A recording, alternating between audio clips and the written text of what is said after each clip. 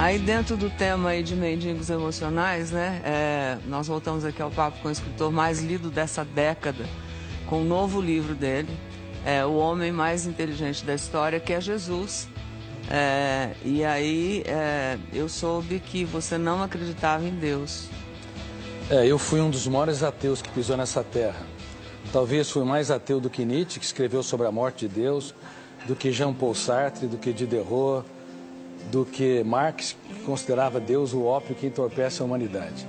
Como a minha teoria estuda a construção de pensamentos e a formação de pensadores, eu estudei como é que Einstein libertou seu imaginário, como Freud, e fui até Jesus Cristo. Esperava encontrar alguém de seu menor valor. O senhor estudou a vida de Jesus.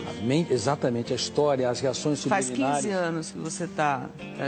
Na verdade, 15 anos escrevendo esse livro, mas faz 20 anos que eu tenho estudado como pesquisador da psicologia, sociologia e psicopedagogia. Eu fiquei perplexo, porque percebi que ele não cabe no imaginário humano. Eu me curvei humildemente à inteligência dele. Agora, veja bem, Ana, Pedro, como eu digo nesse livro, Pedro era hiperativo, tenso e ansioso. João era bipolar. No momento era tranquilo e generoso. No outro momento ele era, antes de se tornar o que era São Pedro apóstolo mesmo?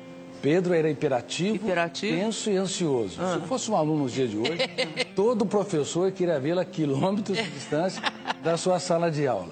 João flutuava. No momento era amoroso, no outro queria destruir aqueles que não andavam com Jesus. Tomé era paranoico e inseguro. Mateus era corrupto. Talvez, se tivesse nos dias de hoje, quem sabe estaria até na Lava Jato. E Judas, o que era? E Judas Iscariotes era dissimulador. Quem é que conseguiria escolher um time desses para executar o maior projeto da sua vida?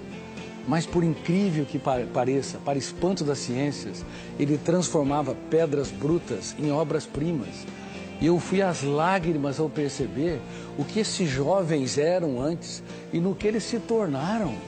Foram apóstolos da sabedoria, da generosidade, da sensibilidade. Graças ao carinho, ao amor, ao e à afeto, dedicação de como Jesus. aquela professora e muito mais.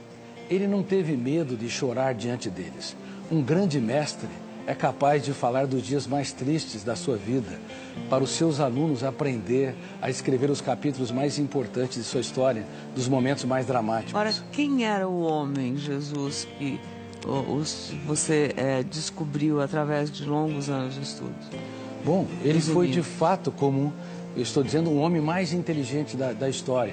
Ele geria sua emoção com maestria. Ele conseguia fazer poesia no caos. Ele transformava prostitutas em rainhas. Nós vimos aquele exemplo daquele jovem machucando a sua namorada. Ele era tão generoso que era capaz de transformar quem estava à margem da sociedade num príncipe ou numa princesa. E eu me perguntava, que homem era este? Inclusive, quando Judas o beija, ele fala, amigo, para que vieste? Que homem era esse que dava tudo que tinha para aqueles que pouco tinham? Ele não tinha medo de ser traído, ele tinha medo de perder um amigo. Portanto, quando eu estudei a mente dele, eu me curvei, como eu disse, humildemente a sua inteligência e percebi que ele não cabe no imaginário humano. Ele tem de ter sido real.